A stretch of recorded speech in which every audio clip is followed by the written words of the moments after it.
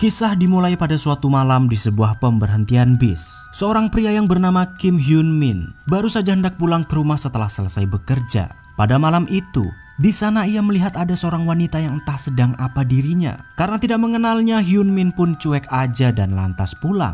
Namun pada malam-malam berikutnya, lagi-lagi ia melihat wanita itu masih tetap berada di sana. Sejenak Hyun Min pun terkejut dan mencoba menyapanya. Tapi karena wanita itu malah terdiam, Hyun Min pun lantas pergi meninggalkannya lagi. Dan keesokan malamnya, ternyata wanita itu masih tetap berada di sana. Padahal malam itu sedang hujan deras. Karena kasihan, Hyun Min pun menawarkan wanita itu untuk membawa payungnya. Namun wanita tersebut malah mengatakan bahwa dia ingin pulang ke rumah Hyun Min sembari menunggu hujan reda. Ya, dengan terpaksa Hyun Min pun membawanya pulang. Namun begitu sampai di rumah, ketika Hyun Min memberikan handuk untuk membersihkan wajahnya, ia pun terkejut karena melihat kuku si gadis tersebut malah terbalik berada di bawah telapak tangannya.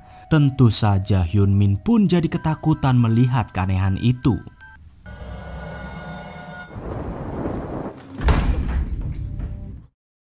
Beralih di sebuah rumah sakit dengan seorang perawat yang bernama Kwon Young Ji. Hari itu ia dan teman-temannya sedang bekerja seperti biasa, lembur shift malam dengan banyaknya pasien yang sedang kritis. Dan tidak berapa lama kemudian saat semua teman-temannya sedang istirahat sebentar, ada seorang pria yang terlihat seperti linglung, mondar-mandir di depan Young Ji. Setelah ditanya, si pria itu ternyata sedang mencari kamar mayat. Entah apa maksudnya, tapi tiba-tiba monitor di depannya pun berbunyi kencang karena ada seorang pasien yang mengalami gangguan. Yang rupa-rupanya pria yang mencari kamar mayat tadi adalah arwah dari pasien ini. 영안실이 어디예요? Dan tidak lama kemudian di sebuah toko lampu, seorang pria berkacamata bernama Won Young melayani pembeli yang pada malam itu membutuhkan lampu untuk rumahnya. Walaupun toko tersebut terlihat menjual banyak sekali lampu-lampu model jadul dan sejenisnya, tapi ia juga menyediakan lampu LED untuk para pelanggannya. Walaupun toko ini berada di sebuah gang yang sangat sunyi dan sepi, ia tetap memiliki pelanggan yang selalu datang ke tokonya. Namun ternyata pelanggannya itu tidak hanya seorang manusia, melainkan arwah juga sering datang ke sana. Contohnya pria ini, dari rumah sakit tiba-tiba dia sudah berada di toko lampu. Entah untuk apa dia datang ke sana. Namun setelah Won Young bertanya kepadanya, pria itu malah tidak menjawab dan lantas pergi begitu saja. 어떻게 오셨습니까?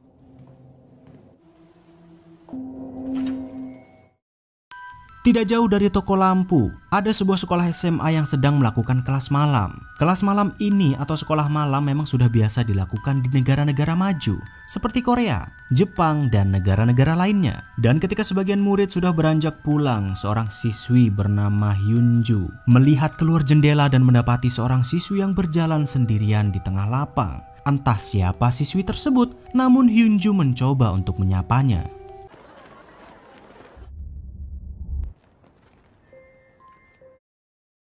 Sementara itu di toko lampu, tidak sengaja seorang pelanggan datang ke toko Won Young karena cahaya tokonya yang sangat terang. Namun ada yang aneh dengan pelanggan ini. Dia mengatakan sangat kedinginan, bahkan dinginnya seperti es katanya. Ditambah lagi dia mengatakan terganggu dengan suara anjing yang selalu menggonggong. Padahal tidak ada anjing pada malam itu. Tidak berselang lama setelah pelanggan tersebut pergi, seorang pelanggan lainnya yakni seorang wanita juga mampir ke tokonya. Lagi-lagi pelanggan ini juga terlihat aneh. Dia hanya diam saja padahal Won Young sudah mencoba bertanya lampu apa yang hendak ia cari. Hingga tiba-tiba saat si wanita tersebut mencoba menyentuh salah satu lampu di tokonya, Won Young pun melarangnya dengan sangat tegas. Entah kenapa ia sangat tidak ingin lampu-lampunya disentuh.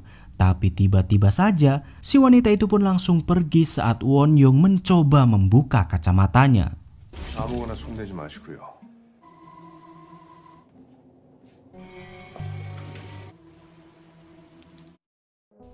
Tidak lama kemudian saat hujan rintik-rintik, Hyunju dan kawan-kawannya ternyata baru saja pulang dari kelas malam. Di tengah jalan mereka memutuskan untuk mencari jalan pintas karena tidak mau melewati sebuah gang sepi yang konon katanya gang tersebut sangat angker. Namun ternyata tidak dengan Hyunju. Dia tidak begitu peduli dengan gosip tersebut.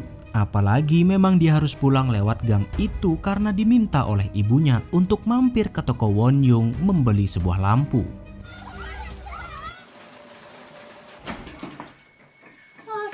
Ya, Ternyata Hyunju sudah sering ke toko lampu ini dan bahkan dia sudah sangat mengenal Won-young dengan sangat akrabnya. Sudah seperti pamannya sendiri. Setiap mampir ke sana, Won-young bahkan selalu memberikan Hyunju sebuah permen secara cuma-cuma. Karena penasaran, Hyunju pun bertanya, apakah benar di gang tersebut ada hantu seperti yang dirumorkan? Karena ternyata beberapa kali rupa-rupanya Hyunju samar-samar seperti melihat sesosok hantu di gang tersebut. Mendengar ucapan itu, tiba-tiba saja Won-young pun terdiam karena mengetahui kalau Hyunju rupa-rupanya bisa melihat mereka. Dan di saat itulah Won-young lantas segera memberitahukan kalau memang benar di gang tersebut sering ada hantu yang berseliweran dan mereka disebut orang asing.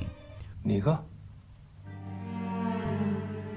Ternyata karena sudah lama berjualan lampu di gang tersebut, ia sering sekali mendapatkan pelanggan, baik itu dari manusia ataupun orang asing alias hantu. Contohnya beberapa pelanggan waktu lalu, orang yang sedang kedinginan ini, si pria dari rumah sakit, begitu juga pelanggan wanita ini. Mereka semua ternyata orang asing alias hantu. Sekilas mereka memang mirip seperti manusia biasa, namun kalau diperhatikan dengan cermat, ada sesuatu yang berbeda dari mereka. Dan karena ia tidak ingin Hyunju kenapa-napa, Won-young pun mewanti-wanti apabila nanti Hyunju bertemu lagi dengan mereka, ia harus berpura-pura tidak melihat atau pura-pura tidak menyadari kalau mereka itu adalah hantu. Sebab apabila mereka menyadari Hyunju bisa melihatnya, maka akan sangat berbahaya. Bahkan nyawa Hyunju pun bisa terancam. 이상한 사람을 만나면 Sementara itu kita kembali dengan Hyun Min yang di awal film tadi. Ia ketakutan setengah mati saat mengetahui kalau wanita yang ia bawa pulang terlihat sangat aneh layaknya seperti hantu. Sambil gemetaran, Hyun Min mencoba berpikiran positif dengan wanita yang ada di hadapannya. Namun di saat itu juga tiba-tiba saja wanita itu malah membongkar kopernya dengan banyak sekali pisau dan benda tajam lainnya. Yang siapa sangka wanita itu ternyata langsung menghabisi Hyun Min tanpa alasan. Dan yang tidak lama kemudian, rupa-rupanya Hyunju sendiri bertetangga dengan Hyun Min dan tidak sengaja menyapa wanita tersebut yang merupakan orang asing alias hantu.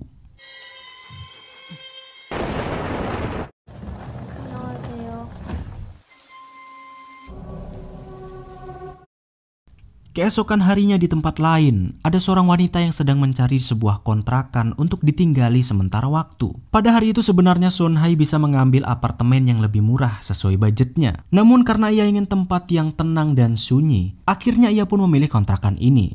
Tapi minusnya, di kontrakan ini ada satu kamar yang tidak bisa ia buka. Dan Son Hai pun dilarang untuk masuk ke dalam kamar itu. Katanya sih kamar itu sedang dalam perbaikan. Karena tidak mau ambil pusing dengan masalah sepele itu, Son Hai lantas tetap mengambil kontrakan tersebut. Namun ketika malam tiba, ketika Son Hai sedang menikmati pekerjaannya, ia tiba-tiba terganggu dengan suara nyanyian yang terdengar di lorong. Ternyata pada malam itu ada seorang murid SMA yang sedang berlari di lorong sambil bernyanyi untuk menghilangkan ketakutannya. Dan setelah suasana kembali sunyi sepi, di saat itulah tiba-tiba lampu kontrakan Son Hai pun padam dengan sendirinya. Namun ada yang aneh dari kejadian itu. Dikala semua lampu yang ada di rumah tersebut mati, ternyata lampu yang ada di kamar yang katanya rusak dan tidak boleh ia masuki tetap menyala dengan terang benderangnya. Dengan sangat gemetaran, Son Hai pun mencoba masuk ke dalam kamar itu, yang ternyata kamar tersebut tidaklah rusak. Karena hanya lampu itu yang masih menyala, perlahan-lahan Son Hai pun mencoba memindahkannya. Dan karena pada malam itu juga si murid SMA kembali lewat dari gang tersebut sambil terus bernyanyi, Son Hai lantas mencoba menegurnya. Namun siapa sangka, tiba-tiba saja si murid SMA itu lari ketakutan karena ia melihat ada sesosok hantu di belakang Son Hai.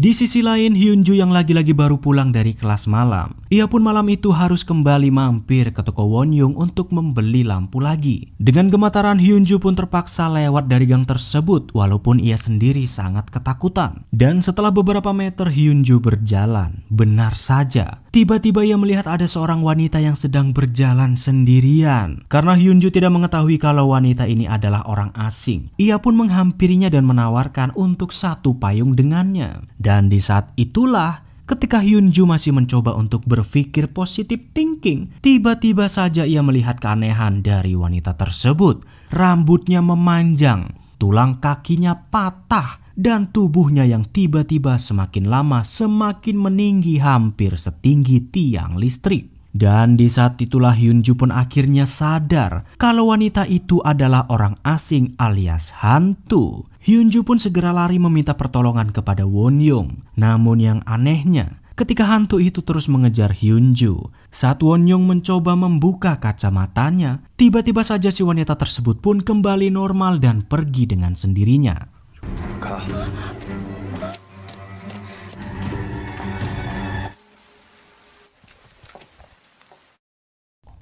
Sementara itu keesokan malamnya saat si murid SMA kembali melewati gang tersebut, tidak sengaja ia malah bertemu dengan si wanita yang telah membunuh Hyunmin. Karena ia tidak tahu kalau wanita ini adalah orang asing alias hantu, ia pun memintanya untuk satu payung dengannya. Namun ketika mereka sampai di kontrakan Sonhae, si murid SMA pun tiba-tiba mengatakan kalau di dalam rumah ini waktu lalu ia melihat ada sesosok hantu yang tinggal bersama seorang wanita. Tentu saja kejadian ini pun membuat wanita ini heran. Bagaimana mungkin seorang manusia bisa tinggal bersama hantu? Yang ternyata Sonhae sendiri sebenarnya sejak awal sudah tahu kalau selama ini dia tinggal bersama hantu. Dan di saat itulah Sonhae dan si murid SMA pun harus terkena teror dari mereka si orang asing.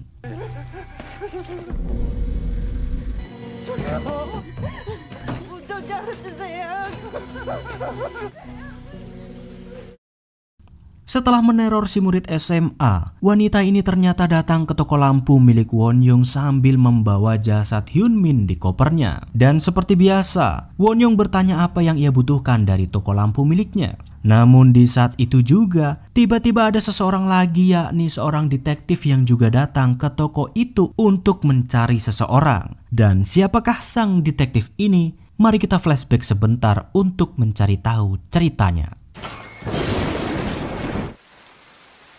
말씀 좀 묻겠습니다.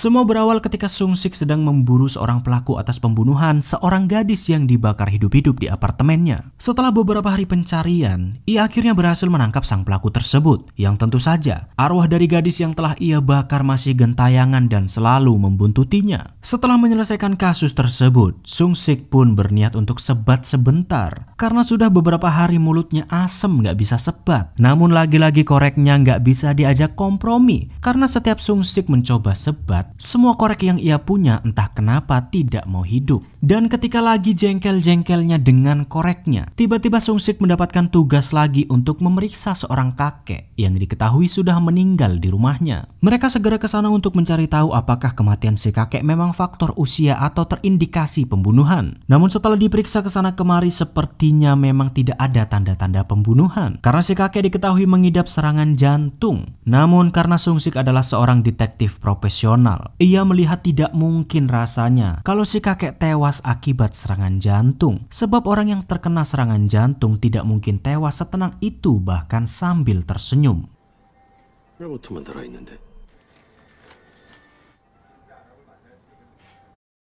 Setelah kembali ke kantor, Sung-sik segera meminta pengawas CCTV untuk mencari beberapa restoran Tionghoa yang ada di sekitar daerah si kakek. Sung-sik mencurigai kalau si kakek tewas ada kaitannya dengan pegawai restoran Tiongkok, sebab di TKP ia menemukan bercak bumbu makanan dan panggilan terakhir si kakek mengarah kepada restoran Tiongkok. Tidak membuang-buang waktu, Sung-sik pun segera mencari restoran tersebut sambil mencoba sebat. Namun lagi-lagi koreknya nggak bisa diajak kompromi. Dari sekian banyaknya restoran Tiongkok yang Sung-sik datangi, ternyata tidak satu pun mengarah kepada si kakek, karena rata-rata mereka tidak menerima pesan antar, apalagi dengan jarak yang cukup jauh. Hingga malam tiba, Sung-sik yang sudah lapar pun tidak sengaja mampir di sebuah resto lokal untuk makan semangkok mie. Dan begitu masuk ke dalam resto tersebut, tiba-tiba saja Sung-sik mencurigai kalau sebenarnya orang inilah pelaku dari pembunuhan si kakek. Semua itu tentu bukan hanya feeling semata, namun Sung-sik bisa menebaknya berkat bekas kuah mie jajangmyeon di depan rumah si kakek dan juga nomor panggilan terakhir di HP-nya. Sung-sik pun mencoba membuat si pemilik resto tersebut mengaku dengan mencoba mengintimidasinya. Namun ternyata sang pemilik resto ini tidak mudah diintimidasi dan Sung-sik pun tak bisa menangkapnya karena bukti-bukti belum 100% akurat.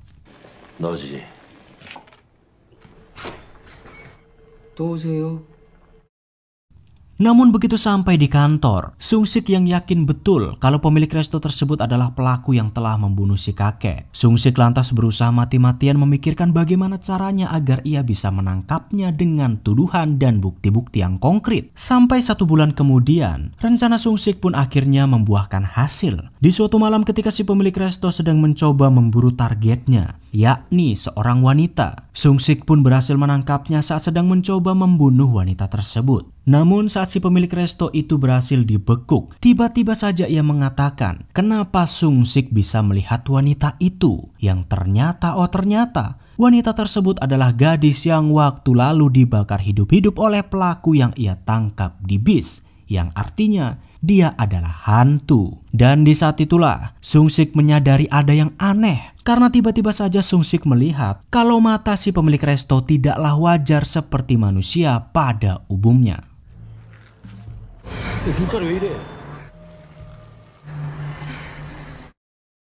Dan inilah alasan kenapa Sung-sik bisa sampai di toko lampu milik Won-young. Rupa-rupanya pada malam itu si pemilik resto berhasil lolos dari genggamannya. Sung-sik pun bertanya, apakah ada seorang pria dengan ciri-ciri serupa yang mampir atau lewat di depan tokonya? Namun ternyata tidak ada. Dan kebetulan sekali saat Sung-sik mampir, si wanita yang sedang membawa jasad Hyun-min di kopernya sedang berada di sana. Melihat ada tetesan darah, Sung-sik pun bertanya, tapi wanita tersebut beralasan itu hanyalah darah siklus datang bulannya. Sung-sik yang percaya dan membiarkan si wanita itu pergi begitu saja.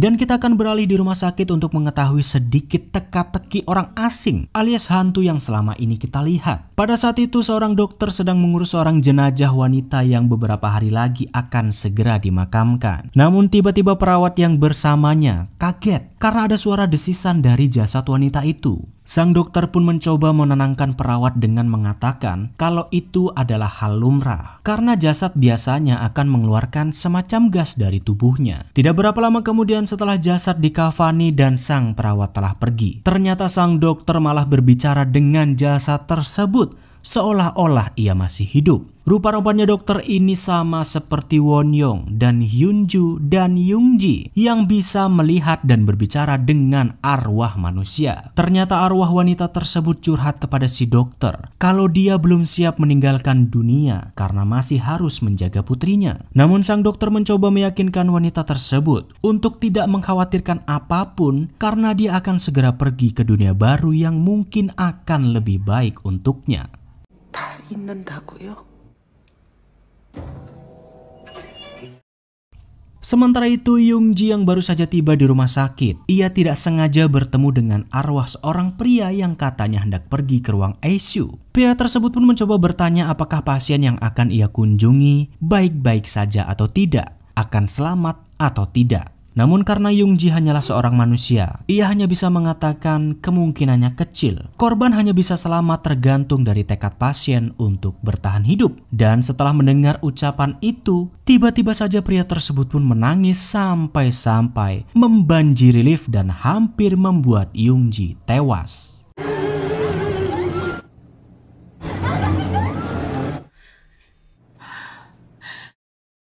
Setelah berhasil keluar dari lift, Young-ji pun meminta kepada seniornya untuk bisa menjadi perawat atas pasien pecandu alkohol yang akan dipindahkan ruangan. Tidak ada alasan khusus, hanya saja Young-ji ingin berbicara berdua dengannya. Karena dahulu Young-ji ternyata pernah hampir tewas ditabrak oleh seorang pemabuk. Setelah diizinkan oleh seniornya, Young-ji pun segera membawa si pasien sambil bercerita dengannya. Young-ji bercerita dan mengatakan kalau dia bisa melihat arwah orang-orang yang sudah meninggal atau yang sedang kritis. Seperti yang dilihat oleh si pasien ini beberapa kali kala ia sedang kritis, yakni arwah si bapak tadi. Ya, indra keenam Young-ji ini tiba-tiba terbuka setelah ia pernah hampir tewas akibat ditabrak oleh seorang pemabuk. Sejak saat itu dia bisa melihat hal-hal goib dan semacamnya. Awalnya Young-ji tidak bisa membedakan mana yang manusia dan mana yang bukan. Namun setelah sekian lama berlalu, akhirnya Yoonji bisa membedakannya. Seperti yang dikatakan oleh Won-young, ada sedikit perbedaan di antara mereka. Rupa-rupanya inilah alasan Yoonji terus berusaha merawat para pasien dengan sangat perhatian dan berbicara dengan mereka. Semuanya demi bisa meningkatkan tekad hidup para pasien di sana. Dan disinilah kita akan mengetahui semua teka-tekinya. Ternyata apa yang terjadi di toko lampu milik Won-young, semua itu bukanlah kebetulan. Rupa-rupanya semua orang yang datang ke sana tidak ada satupun dari mereka yang masih hidup, atau setidaknya mereka dalam keadaan kritis. Rupa-rupanya toko lampu milik Won-young adalah tempat persinggahan para arwah yang sedang tersesat atau sedang dalam perjalanan menuju ke alam baka. Dari si Hyun-min, si murid SMA,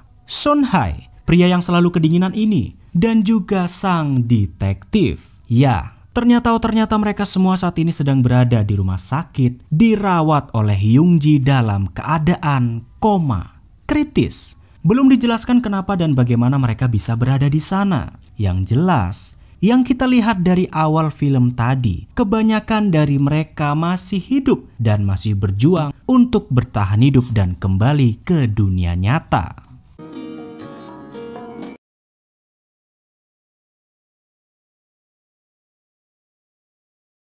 Sementara itu untuk Hyunju sendiri, diketahui selama ini dia mengatakan kalau di rumah hanya tinggal berdua dengan ibunya. Hyunju pun setiap hari membelikan lampu ke toko milik Won-young karena ibunya yang meminta. Namun siapa sangka, ternyata ibunya sendiri rupa-rupanya sudah meninggal. Dia adalah wanita yang waktu lalu diajak bicara oleh sang dokter dan mengatakan belum siap meninggalkan dunia ini karena khawatir kepada putrinya. Ya, berarti kemungkinan selama ini Hyunju tinggal bersama arwah ibunya. Atau malah Hyunju sendiri sebenarnya sedang kritis atau malah sudah tewas. Makanya dia bisa hidup bersama arwah ibunya.